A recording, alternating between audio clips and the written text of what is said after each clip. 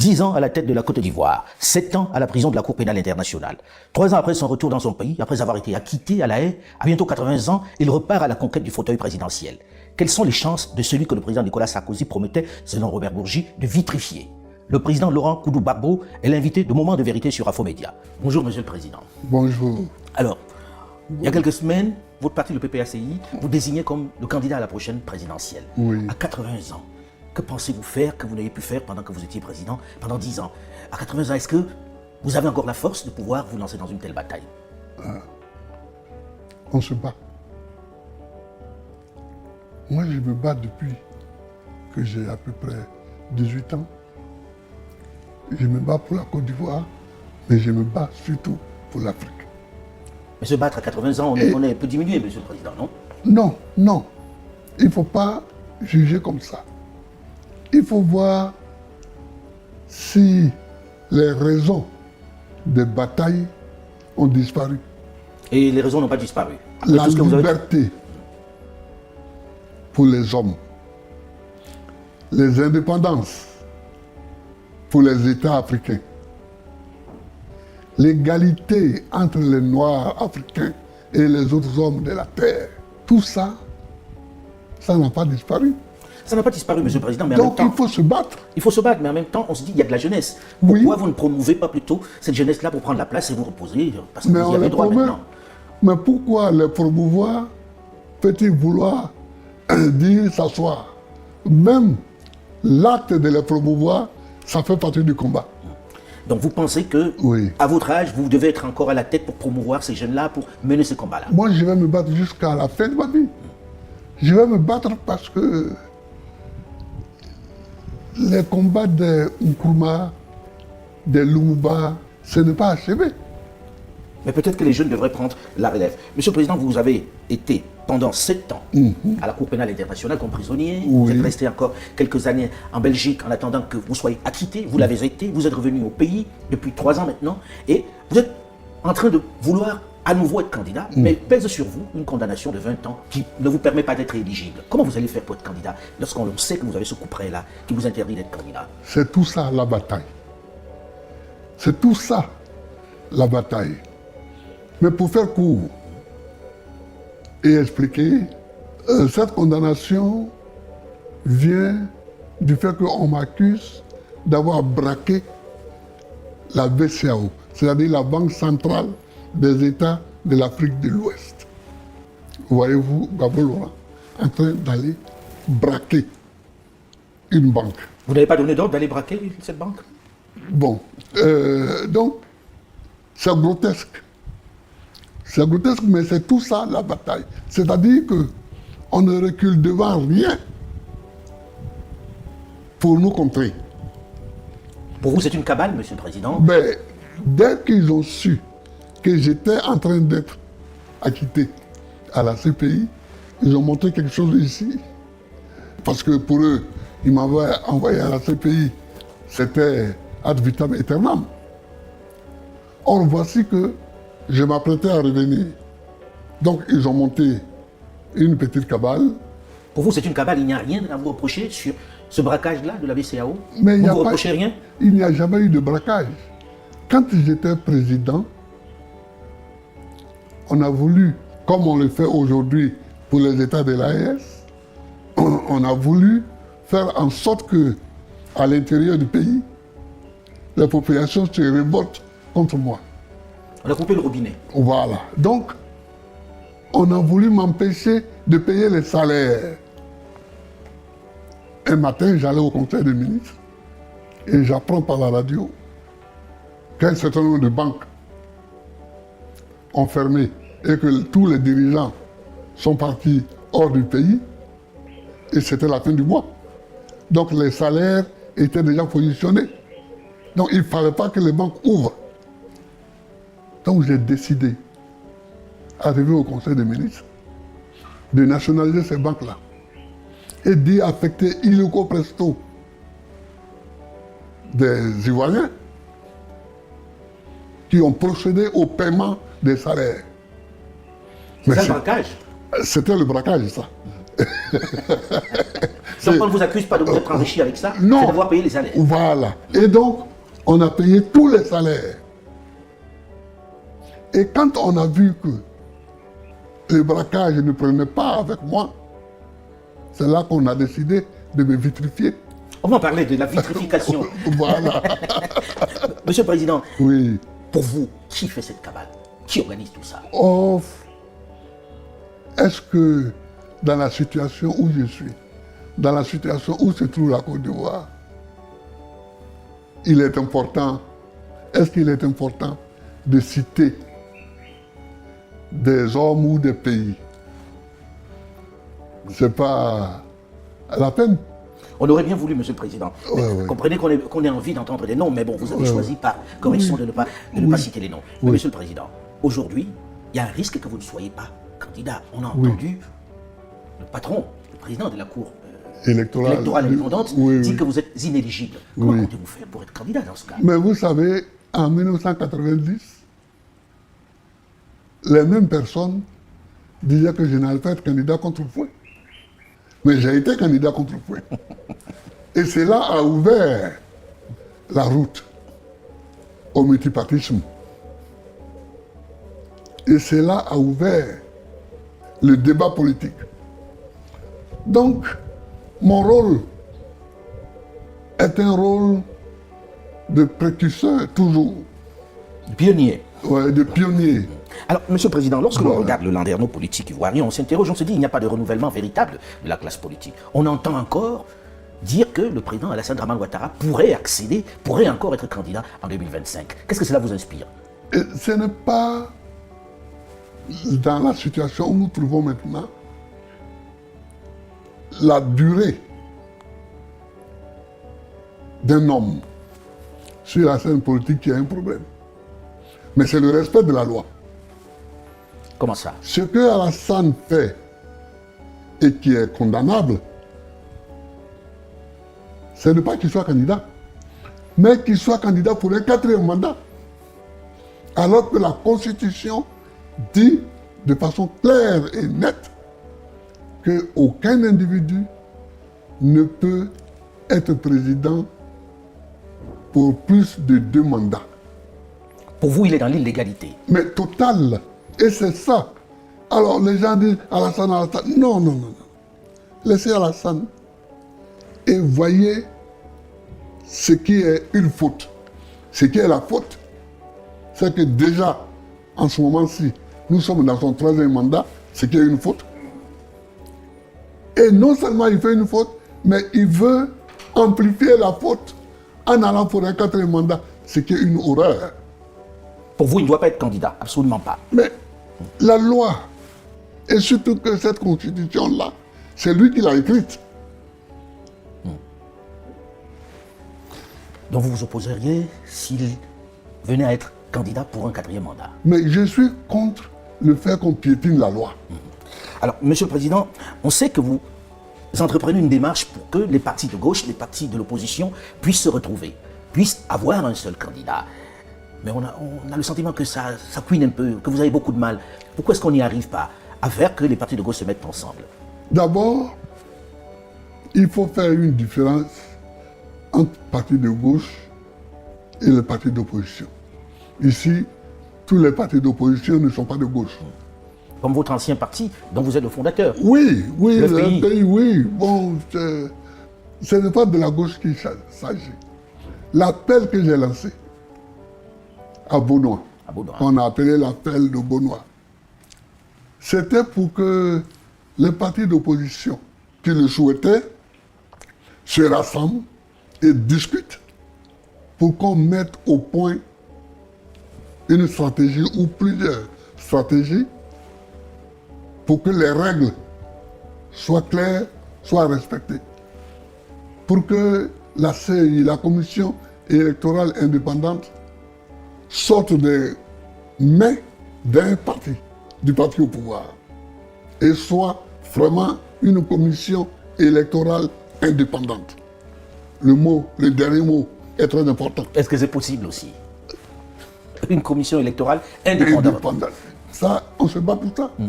On se bat toujours pour les choses en espérant qu'elles vont arriver Alors, il faut que cette commission électorale-là soit indépendante. Il faut que,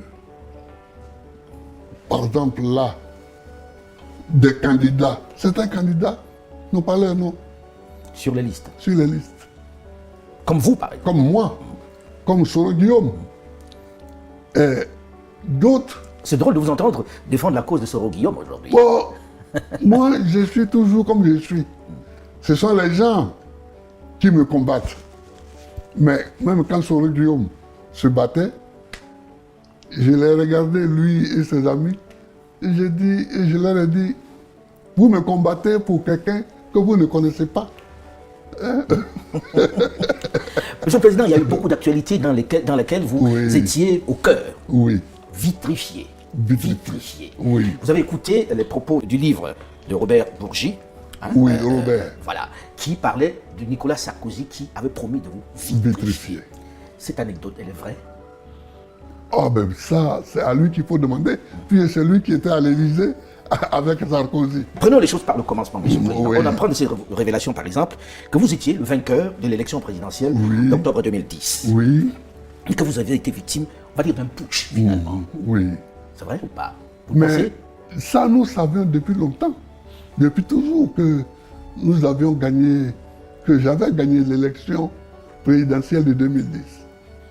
Mais le problème, c'est que le gouvernement français dirigé à l'époque par Nicolas Sarkozy ne voulait pas du tout me voir. D'où venait cette inimitié entre vous et Nicolas Sarkozy? Je n'en sais rien. D'abord, c'est un ami de Ouattara. Est-ce que ceci peut expliquer cela? Je ne sais pas. Mais c'est un ami de Ouattara. Mais ensuite, on ne m'attendait pas à la présidence de la République. Du côté de Paris, on ne m'attendait pas à la présidence de la République. Mais Monsieur le Président, Robert Bourgi, dans le livre, dit qu'il vous appelle. Oui, Il vous transmet le message de Nicolas Sarkozy qui vous dit d'abandonner. oui, Et on vous promet beaucoup d'argent, Oui. bref, il cite un certain nombre Oui. d'avantages dont vous deviez bénéficier. Oui. C'est vrai ou pas? Il vous a vraiment téléphoné dans ce sens-là? il m'a téléphoné dans ce sens-là. Et vous l'avez envoyé balader? Ah oui, ça, plus vigoureusement qu'il l'a dit. Ah oui? Mais en fait... Dites-nous, Monsieur le Président, vous avez raccroché au nez? Ah oui, bien sûr. Bien sûr. Parce qu'il y a des choses avec lesquelles je ne peux pas jouer. La liberté de mon pays, l'indépendance de mon pays, c'est mon pays, la Côte d'Ivoire, qui est aux élections. Et la Côte d'Ivoire se donne le président qu'il veut. Moi, je n'entends pas à ce que quelqu'un qui est, parce qu'il a assis à l'Élysée, puisse désigner un chef d'État en Côte d'Ivoire. Je ne peux pas accepter ça.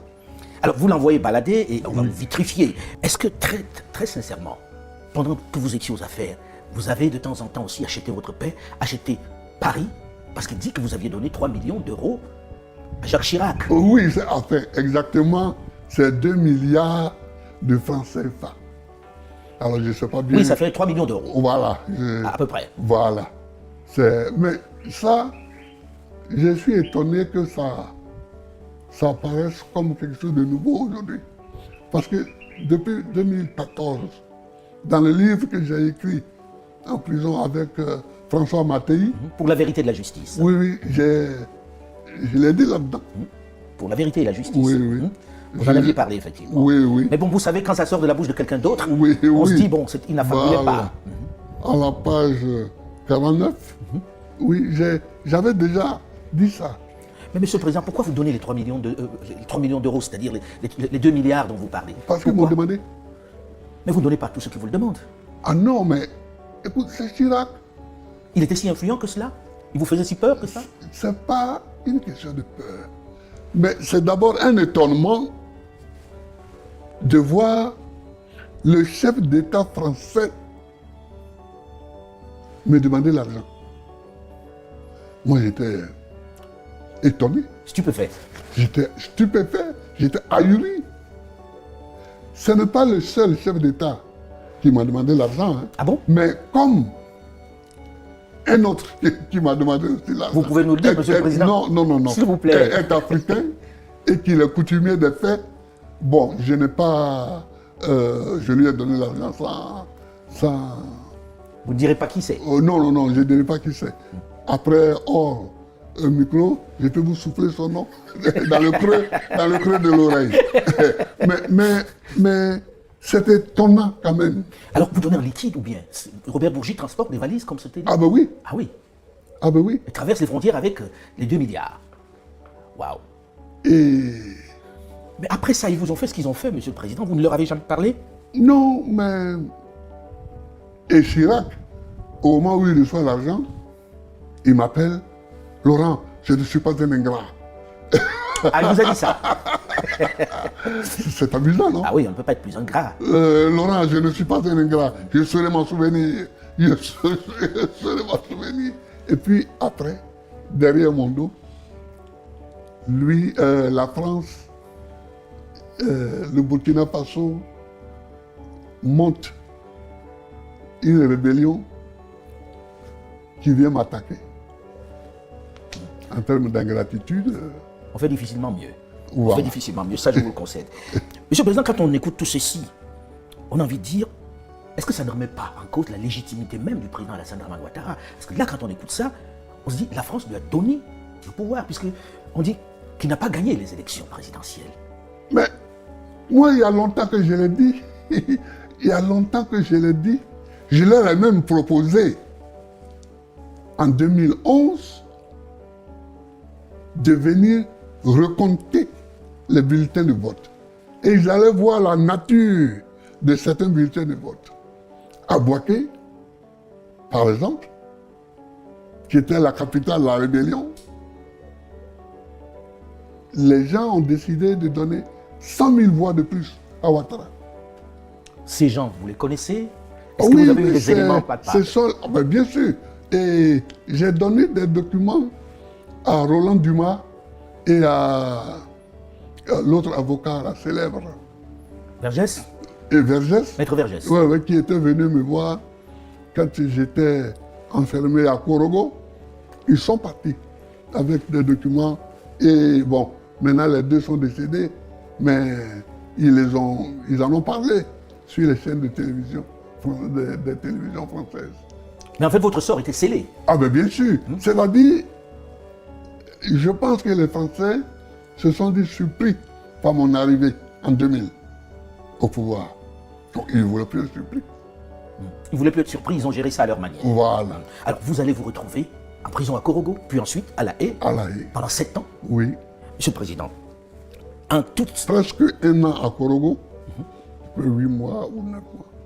Et puis 7 ans à La Haye. à La Haye, Et puis après 2 ans en Belgique. en Belgique.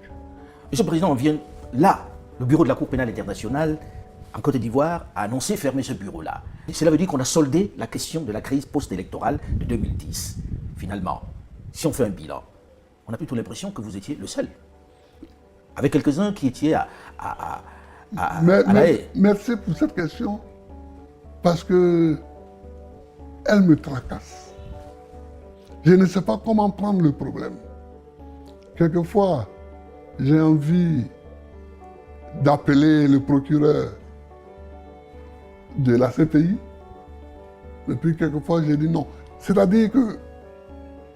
Très concrètement, vous avez le sentiment que c'était juste pour vous, alors. C'est-à-dire, si on veut chercher l'auteur ou les auteurs des massacres qui ont eu lieu en Côte d'Ivoire,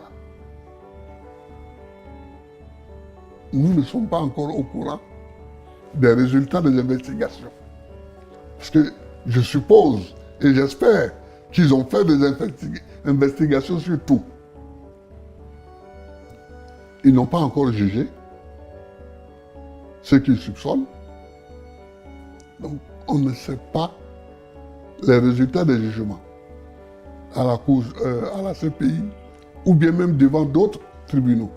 On ne sait pas encore. Pour faire court, vous avez le sentiment que ce bureau était spécialement fait pour Laurent Koudou Gbagbo. Mais si on n'a pas fait des recherches complémentaires et qu'on n'a pas jugé, donc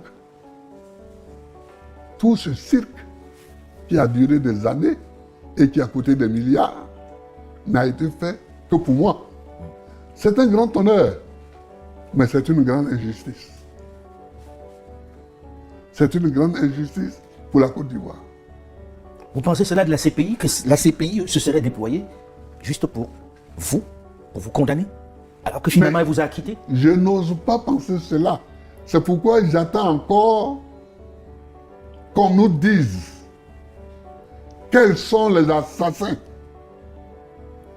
quels sont les voleurs des événements de la crise post-électorale. J'attends encore. Mais surtout qu'ici encore, Monsieur le Président. J'attends encore qu'on nous le dise. Ici encore, Monsieur le Président, dans l'affaire de la BCAO, finalement, c'est vous qui êtes condamné. Oui, mais j'attends encore parce que... Qui est-ce qu'on a condamné avec vous dans l'histoire de la BCAO? Alors, dans l'histoire de la BCAO, c'est cocasse. Quelquefois, quand on le regarde sous un certain angle, c'est révoltant.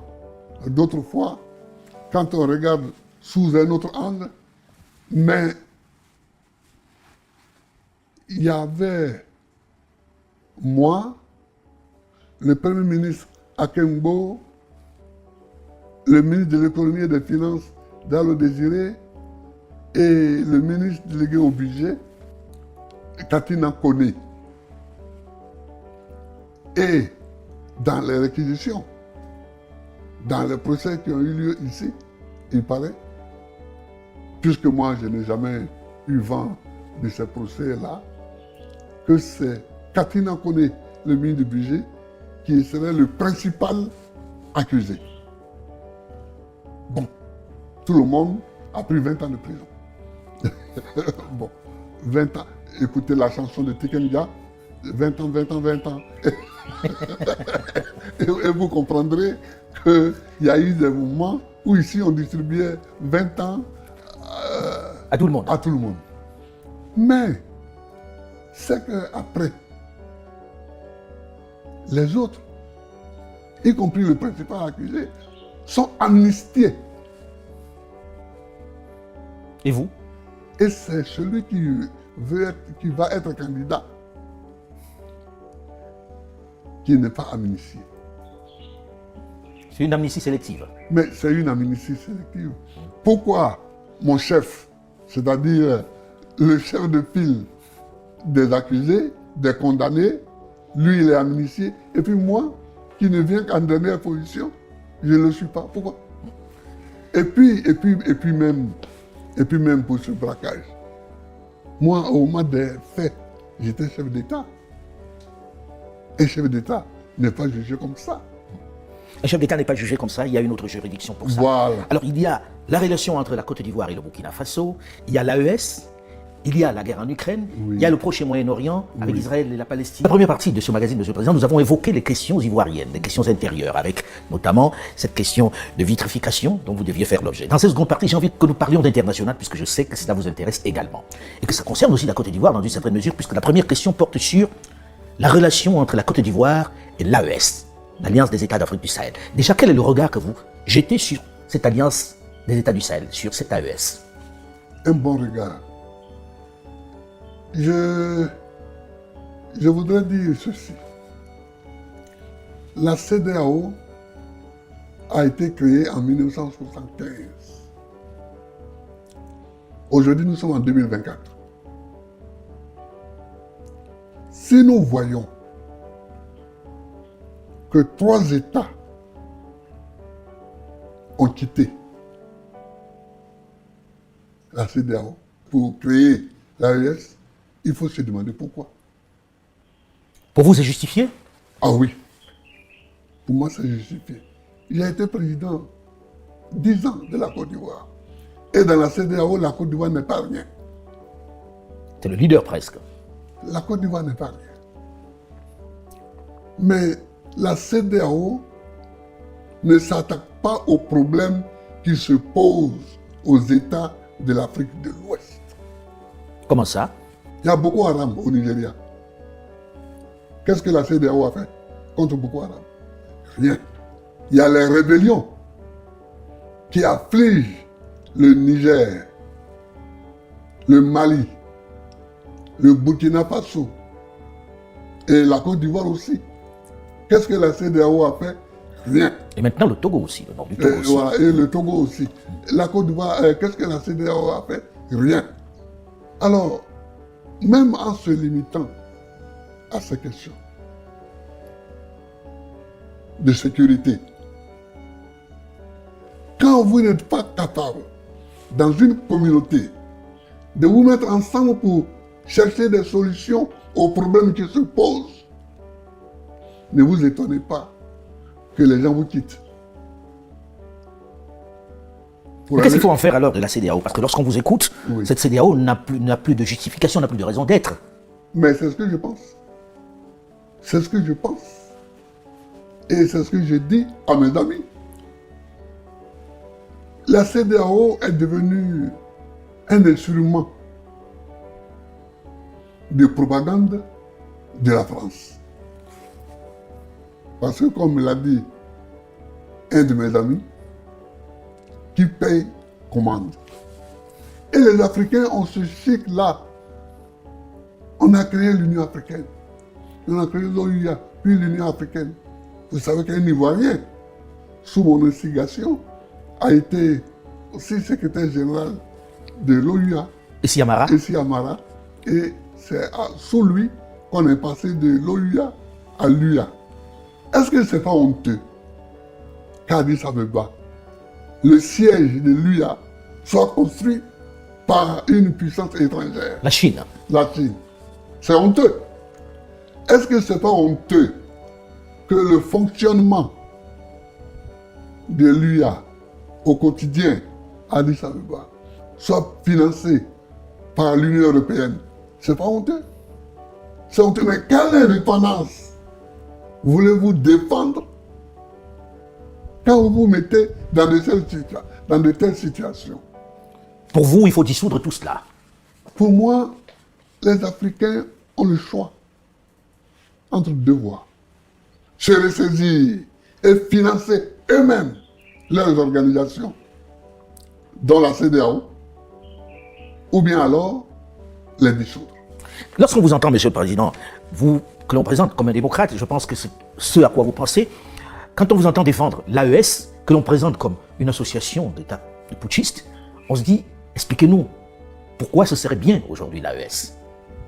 Merci pour cette question. Parce que cette question elle-même est le problème. On présente l'AES comme un conglomérat de putschistes. Ne nous faites pas aller loin.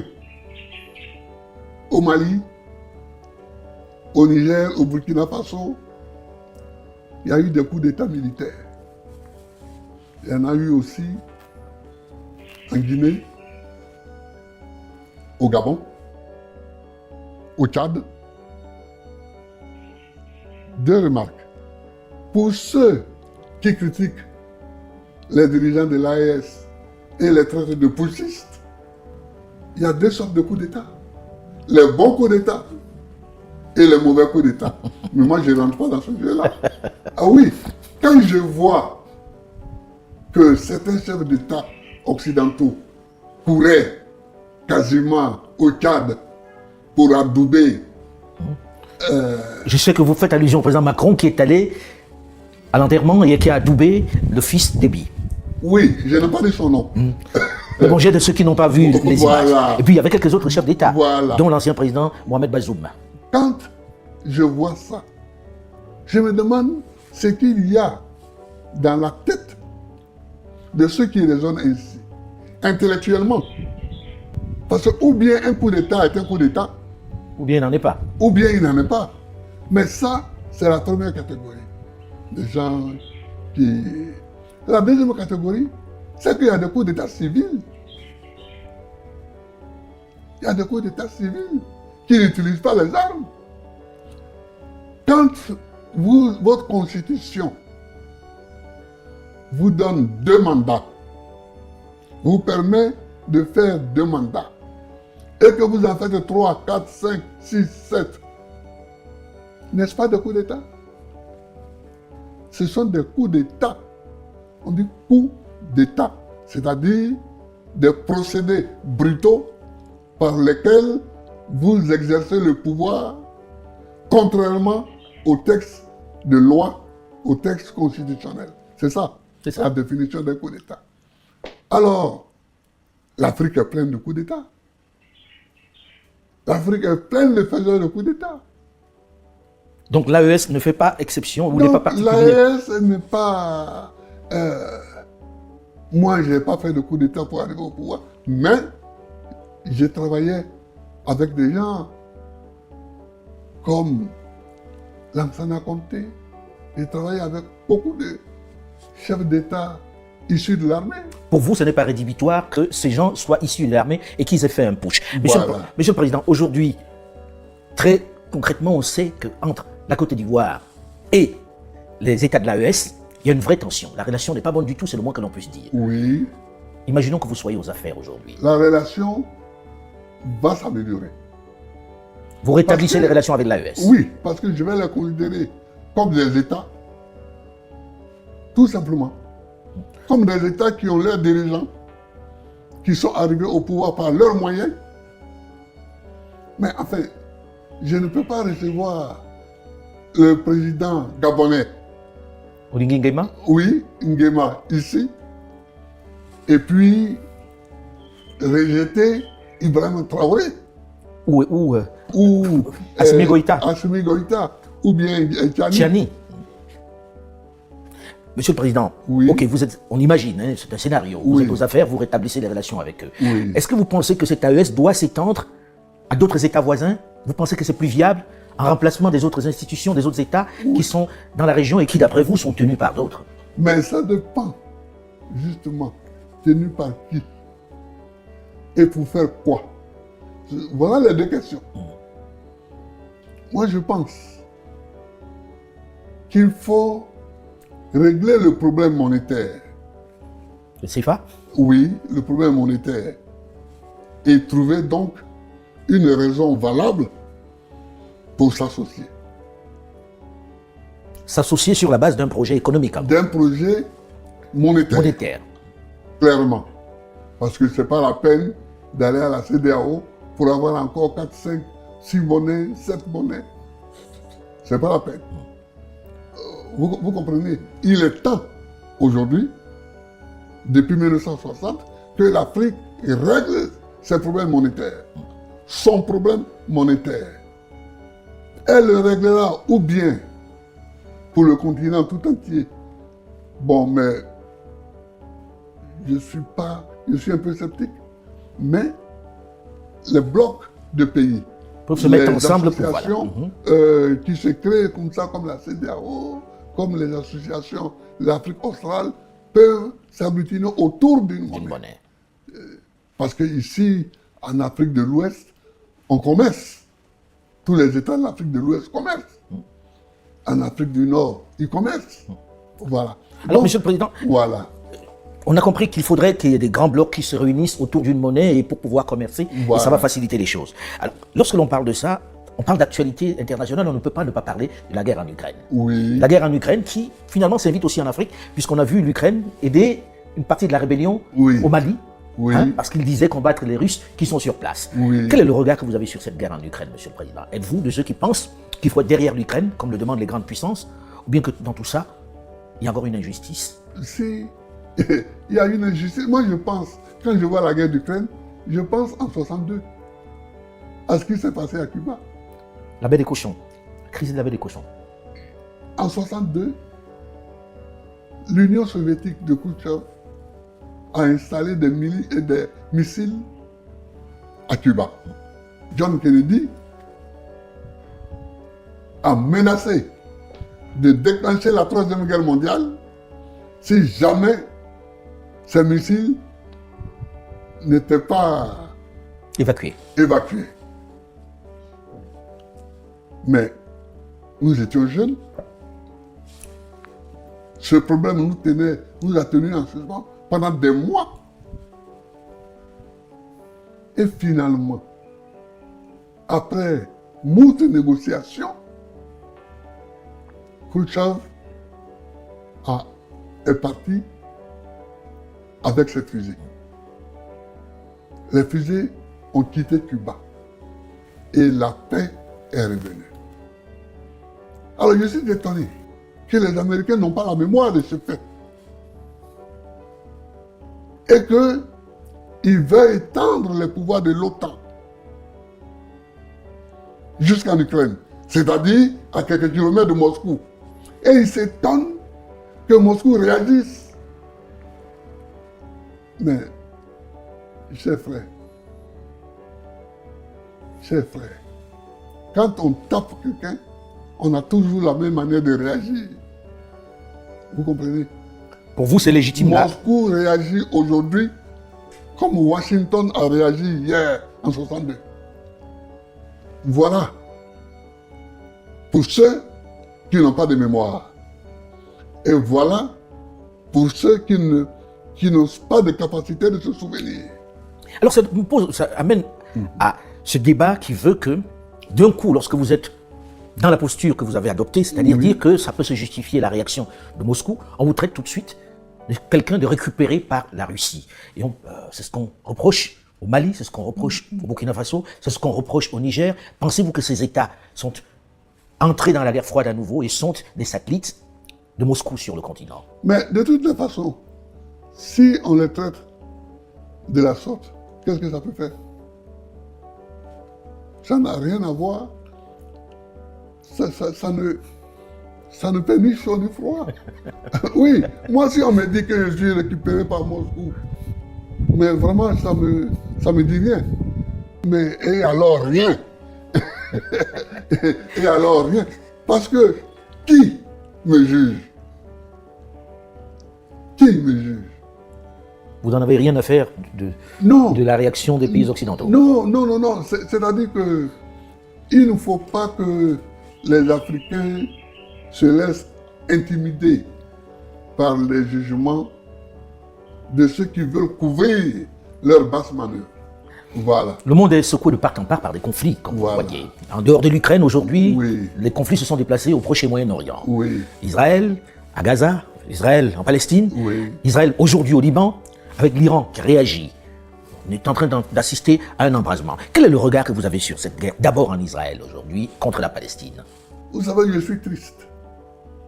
Je suis triste parce que je suis chrétien. Je suis chrétien catholique. Vous avez changé alors? À un moment donné, vous n'étiez plus catholique. Oui, à un moment donné, j'ai été évangélique, mais maintenant je suis revenu au catholicisme. Et donc, étant chrétien, ma référence, c'est la Bible. Voilà. Donc, je vois l'abus que certains font de la Bible. Voilà, Israël, c'est le peuple élu. Donc. Ok. J'ai toutes ces références aussi. Hein. Voilà. Mais le problème n'est pas Israël. Pour moi. Le problème, c'est l'ONU. Comment ça? À la fin de la guerre, l'ONU a pris acte du massacre des Juifs par les Allemands. C'est-à-dire, le massacre était même au temps d'Hitler, élevé en doctrine nationale. Et ils ont voulu régler cette question. Et c'était bien. Donc, ils ont créé l'État d'Israël. Or, les Juifs sont partis d'Israël, les derniers sont partis d'Israël en 135 de notre ère. Ils reviennent en 1948. Presque 2000 ans. Presque 2000 ans. Mais il y a des gens qui sont là. D'abord parce que tout le monde n'était pas parti. Et puis ensuite parce que d'autres sont venus aussi. Le mouvement des populations sur la planète. Le mouvement des populations, Alors, je crois que l'ONU a bien fait de créer l'État d'Israël. Mais il aurait mieux fait de créer aussi l'État palestinien. Les deux États, voilà ce qu'il fallait créer. Ça n'a pas été fait.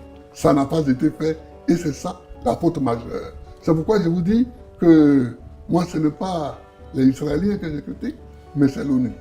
Mais que faire maintenant? Il n'est pas trop tard, il faut créer l'État palestinien. Et sur quelle terre, comment ça se passera, puisque lorsque l'on regarde un peu dans quelle situation est l'État de Palestine, du moins les territoires qui restent à la Palestine, on a presque envie de dire que ce n'est pas très viable. C'est-à-dire que plus on tarde, plus ce sera difficile la mise en œuvre. Pas le principe, mais la mise en œuvre. Parce que depuis Begin, Menahem Begin oui, depuis Begin, Israël grignote, colonise et grignote sur les territoires palestiniens pour leur laisser la portion la plus congrue. Mais on voit ça. Ça se voit. Ça se sait. Ça se sent. L'ONU est là pour quoi? L'ONU observe quoi? Les soldats de l'ONU là-bas, ils font quoi? Il faut prendre la décision d'abord au Conseil de sécurité de créer l'État palestinien. Et deuxièmement, il faudra engager les discussions pour délimiter cet État palestinien. Ces discussions vont engager Israël, bien sûr, l'autorité palestinienne, la Jordanie, etc. Le Liban.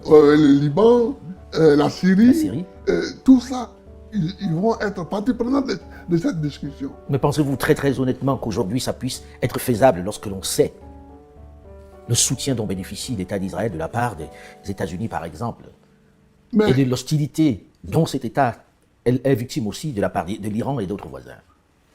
J'écoute, j'entends quelques responsables américains dire qu'il faut créer un État palestinien. Ce n'est pas du bout des lèvres? Hein? Ce n'est pas du bout des lèvres? Oh, c'est possible que ce soit du bout des lèvres, mais le fait que cela soit dit signifie que, effectivement, à part cette solution, il n'y a pas d'autre solution. Il n'y a pas d'autre solution. On ne peut pas condamner un peuple à l'errance. C'est ce qu'on a fait en 135 en condamnant les Juifs à l'errance. Et c'est ça qui a mené tous les drames que les Juifs ont subis. Au fil des siècles. Au cours des siècles, jusqu'au XXe siècle, arrivé au summum avec l'Allemagne hitlérienne. Donc il faut éviter cela. Il faut éviter cela. Monsieur le Président, j'ai envie que nous évoquions aussi, puisque vous parlez de l'ONU, vous avez parlé de la CEDEAO tout à l'heure, vous avez parlé de l'Union africaine, la francophonie. Le rôle de la francophonie, on vient d'assister au sommet de la francophonie il y a quelques semaines, où on parlait de la paix, de la démocratie. Croyez-vous en elle? Comment peut-elle impacter? Quel est le rôle qui doit être le sien? Moi, la francophonie, je n'ai jamais bien compris ce qu'elle fait. J'ai été président 10 ans, je n'ai jamais été à aucune réunion de la francophonie. J'avais nommé un de mes conseillers qui allait... Mais pourquoi vous n'y alliez pas? Mais parce que ça me semblait sans effet. Sans effet. Ils ont fait la réunion il n'y a pas longtemps. Quelles sont les conclusions? Quelles sont les conclusions? Vous comprenez? Donc, moi, je n'ai jamais été à une réunion de la francophonie. Ce n'est pas que je déteste le fait qu'il y ait un certain nombre de pays qui parlent français, qui s'expriment en français. Mais je ne vois pas ce que l'organisation de la francophonie amène au monde. Je ne vois pas. On arrive presque au terme de cet entretien, Monsieur le Président, et j'ai envie de revenir à la question ivoirienne. Oui. La question ivoirienne aujourd'hui, c'est que comment vous faites pour être candidat et comment vous arriverez, puisque c'est l'appel que vous avez fait à Benoît, Oui, à réunir l'opposition ivoirienne pour aller de façon coordonnée oui. aux élections présidentielles de 2025. Je voulais dire quelque chose, mais très simplement. Que pour le moment, j'ai appelé toute l'opposition à la vigilance et à régler les problèmes qu'il faut régler. J'ai parlé de la crédibilité de la CEI, et j'ai parlé des listes électorales qui sont plus qu'imparfaites. Qui sont plus qu'imparfaites. J'ai parlé de quelques noms qui sont Absent des listes électorales. absents des listes savamment. Et comme par hasard, absents des listes électorales, j'ai parlé... Dans le vôtre. Dans le mien, j'ai parlé de quelques des découpages électoraux qui ne répondent pas à des critères scientifiques, etc. C'est autour de cela que vous voulez réunir les gens, pas autour d'une candidature? Non, c'est d'abord autour de ça, d'abord. Maintenant, ceux qui se sentent une affinité proche et particulière peuvent se réunir pour dégager un candidat. Mais tel que je connais les Ivoiriens, ils vont tous vouloir aller aux élections. Hein. Bon, mais c'est-à-dire que pour le moment, ce n'est pas... Mais s'ils vont tous aux élections, ça ne fait pas votre affaire, dont celle du PPA-CI, votre parti. Oui, mais au deuxième tour, il n'y aura que 2 candidats. À ce moment-là, tout le monde va se réunir peut-être. autour d'un candidat. Voilà, à ce moment-là. Vous pensez être celui-là au deuxième tour? Si on vous laisse y aller. Mais j'irai. J'irai. Vous êtes confiant là-dessus? Je suis confiant. Vous pensez que ceux qui mènent la cabale pour que vous n'y soyez pas, qui vous enlèvent de la liste électorale, vont se dire, bon allez, on va laisser le président Laurent Gbagbo compétir? Mais parce qu'ils n'ont pas d'argument. Ils n'ont pas de raison. Et le 20 ans? Le 20 ans de condamnation? Oui, pour avoir braqué une banque. Mais c'est ça. C'est 20 ans. Mais 20 ans, condamné à 20 ans pour avoir braqué une banque. Personne, mais Un président les braqueur. mots français ont un sens. Braquer une banque, ça veut dire quelque chose en français. Or, cela n'est pas. Cela n'a pas été. Donc pour vous, vous faites appel au bon sens ou bien à la gentillesse du président ou à... C'est pas sa gentillesse. Je pense que ils vont sortir un moment donné, ils vont sortir de leur tremblote. Et puis, Ils ont peur de votre tour, d'après vous? ben, je crois bien, parce que j'ai dit qu'on était 4 condamnés. Les 3 autres sont amnistiés. Et moi seul, je ne suis pas amnistié. Enfin, comment voulez-vous qu'on traduise cela? Que vous étiez le chef braqueur? Non, ils ont désigné le chef braqueur dans le jugement, que c'était Kone Katina, le ministre du budget. Et moi qui ne suis que l'inspirateur du chef braqueur, je veux dire que c'est d'un ridicule et d'un grotesque. En tout cas, merci, Monsieur le Président, de nous avoir reçus. Merci. Merci de nous avoir accordé cet entretien. Merci. Cet entretien